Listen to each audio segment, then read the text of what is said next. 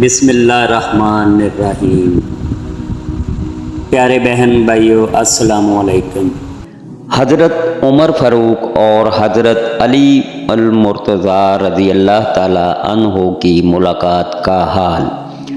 حضور نبی کریم صلی اللہ علیہ وسلم کے وصال کے بعد حضرت عمر فاروق اور حضرت علی المرتضیٰ رضی اللہ تعالیٰ عنہ مکہ معظمہ تشریف لائے تو حضرت عمر فاروق رضی اللہ تعالیٰ عنہ نے وہاں پر موجود لوگوں سے دریافت کیا کہ ان میں کوئی شخص قرن کا موجود ہے، تو کچھ لوگ حاضر ہوئے۔ آپ رضی اللہ تعالیٰ عنہ ان سے حضرت اویس قرنی رحمۃ اللہ علیہ کے بارے میں دریافت کیا تو انہوں نے انکار کر دیا کہ وہ اس نام کے کسی شخص کو نہیں جانتے، البتہ ایک دیوانہ آدمی ایسا ہے جو آبادی سے دور رہتا ہے اور کسی سے نہیں ملتا جلتا۔ لوگ عموماً کھاتے ہیں لیکن وہ نہیں کھاتا، وہ خوشی اور غم کو نہیں جانتا۔ جب لوگ ہنستے ہیں تو وہ روتا ہے اور جب لوگ روتے ہیں تو وہ ہنستا ہے۔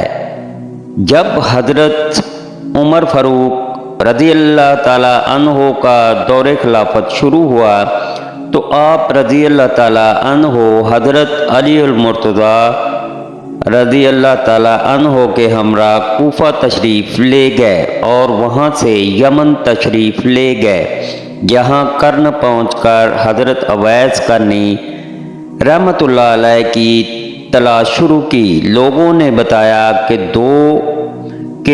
دور عرفہ کی وادی میں ایک دیوانہ اونٹ چرا رہا ہے جس کی غذا خشک روٹی ہے۔ حضرت عمر فاروق اور حضرت علی المرتضیٰ رضی اللہ تعالیٰ عنہ اس سمت چلے اور حضرت اویس قرنی رحمۃ اللہ علیہ کے پاس پہنچ گئے۔ حضرت اویس قرنی رحمۃ اللہ علیہ اس وقت نماز میں مشغول تھے۔ دونوں حضرات ان کا نماز سے فارغ ہونے کا انتظار کرنے لگے۔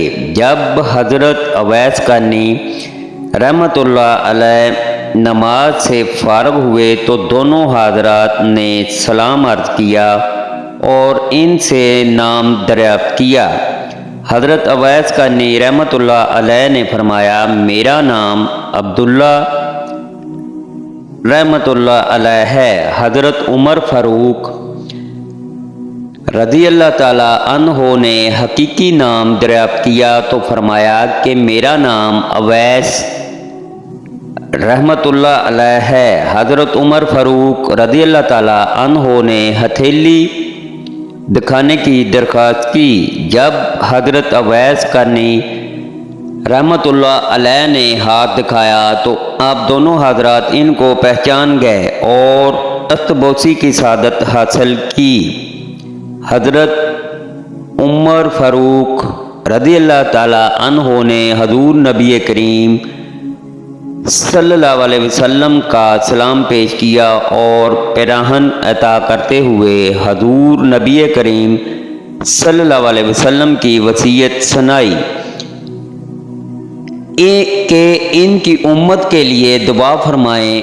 حضرت اویس قرنی رحمۃ اللہ علیہ نے عرض کیا کہ آپ دونوں حضرات اچھی طرح دیکھ بھال لیں، شاید وہ کوئی دوسرا فرد ہو جس کے بارے میں حضور نبی کریم صلی اللہ علیہ وسلم نے ارشاد فرمایا ہو۔ حضرت عمر فاروق رضی اللہ تعالیٰ عنہ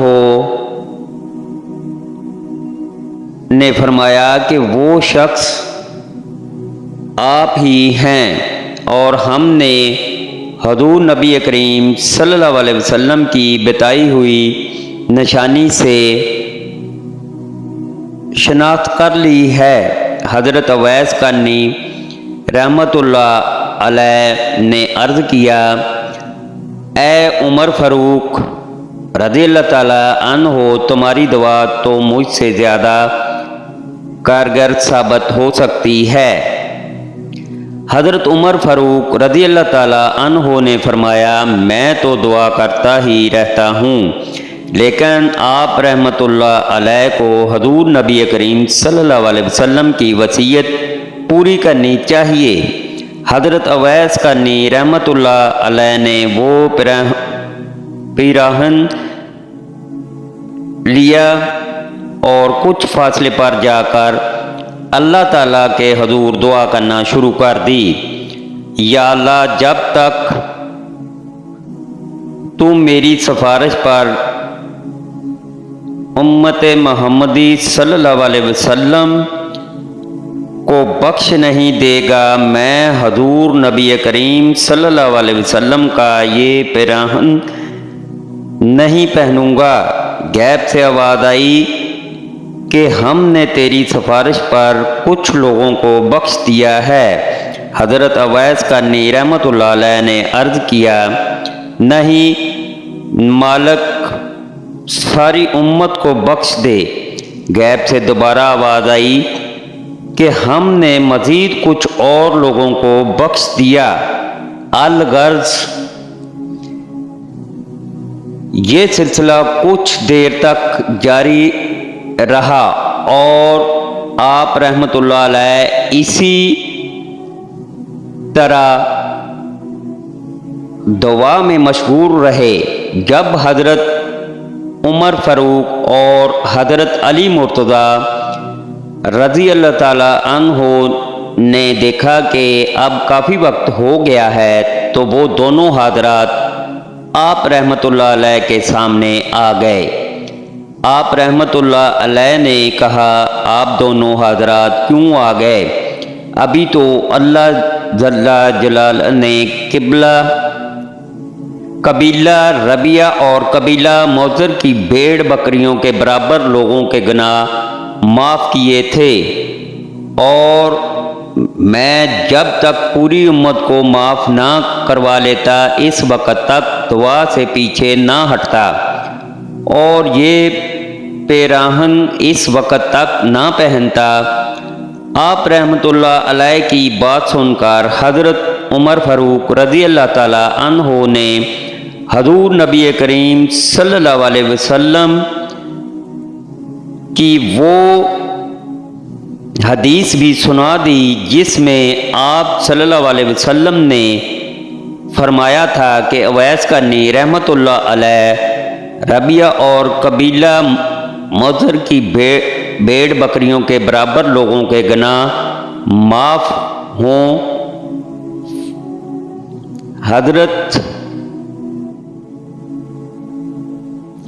عمر فاروق رضی اللہ تعالی عنہ نے آپ رحمۃ اللہ علیہ کو ایسے پیراہن میں دیکھا جس میں ہزاروں عالم پوشیدہ تھے۔ یہ دیکھ کر حضرت عمر فاروق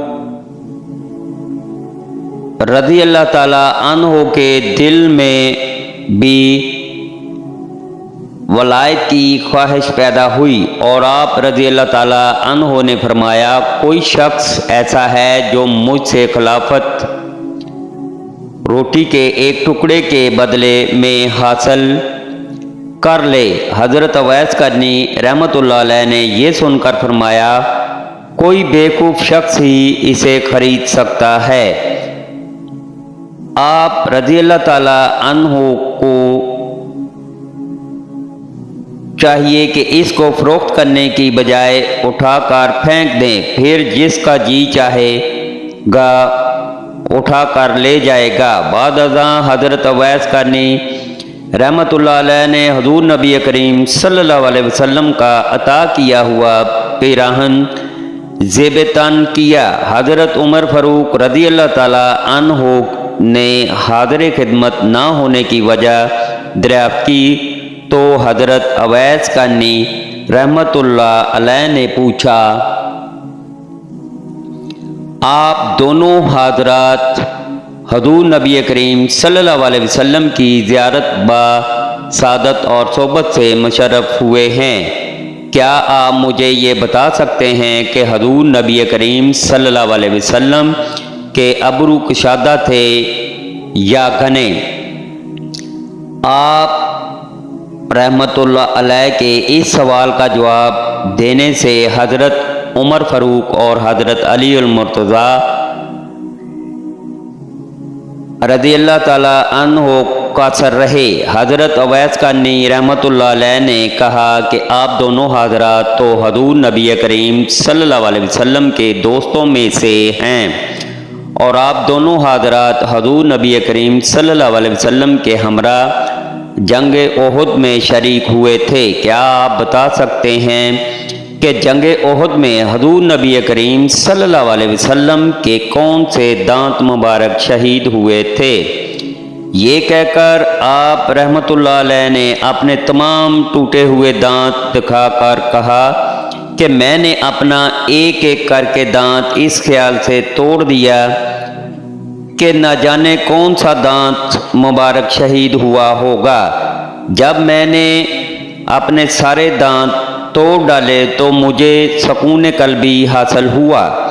हज़रत अवैस कानी रहमतुल्लाह अलैह की बात सुनकर दोनों हज़रात पर रिक्कत तारी हो गई।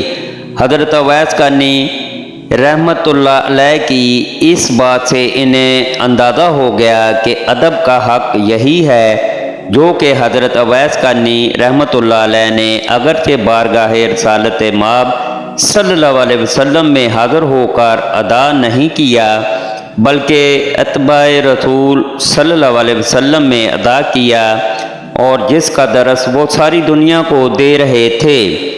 हज़रत उमर फ़ारूक रज़ियल्लाहु ताला अन्हो ने हज़रत अवैस कानी रहमतुल्लाह अलैह से दुआ के लिए दरख्वास्त की तो हज़रत अवैस कानी रहमतुल्लाह अलैह ने फरमाया, मैं जब नमाज में अत्तहियात पढ़ता हूँ तो इसके बाद दुआ पढ़ता हूँ कि ए अल्लाह तमाम मोमन मर्दों और औरतों को बख्श दे और अगर तुम ईमान के साथ इस दुनिया से रुखसत हुए तो तुम्हें कामयाबी मिलेगी और अगर तुम ईमान के साथ रुखसत ना हुए तो मेरी दुआ बेफ़ायदा होगी।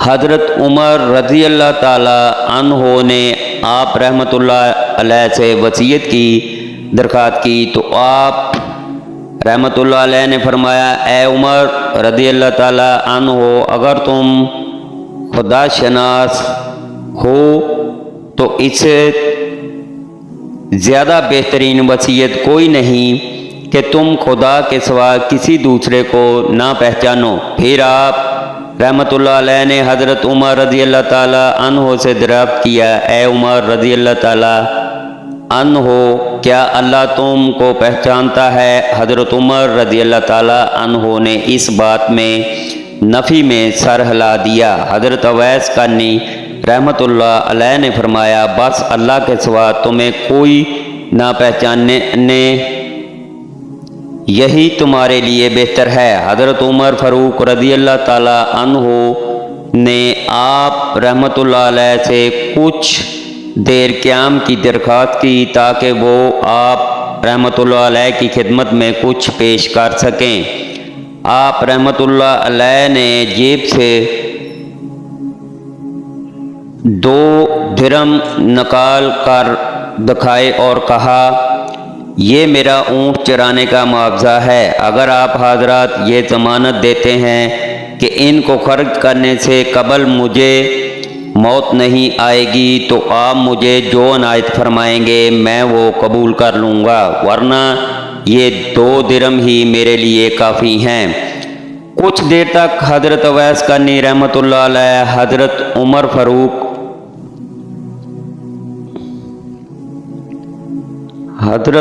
फ़ारूक और हज़रत अली मुर्तज़ा रज़ियल्लाहु ताला अन्हो से इसी तरह बातें करते रहे और हज़ूर नबी करीम सल्लल्लाहु अलैहि वसल्लम की सीरत व अक़वाल ज़ेरे मौज़ू लाते रहे। इसके बाद हज़रत अवैस कानी रहमतुल्लाह अलैह ने फरमाया, आप दोनों हज़रात यहाँ पहुँचने तक मेरी वजह से जो तकलीफ़ تکلیفوں زحمت فرمائی، اس کے لیے میں معافی چاہتا ہوں۔ اب آپ دونوں حضرات یہاں سے تشریف لے جائیں، کیونکہ قیامت کا دن نزدیک ہے اور مجھے آخرت کی فکر ہے۔ قیامت کے دن ہمیں ایسا دیدار نصیب ہوگا جو کبھی منقطع نہ ہوگا۔ اب میں قیامت کا راستہ بنانے اور اسے صاف کرنے میں مشغول ہوں۔ اللہ ہر مسلمان کو اپنے حفظ و امان میں رکھے، آمین ثم آمین۔ اللہ حافظ۔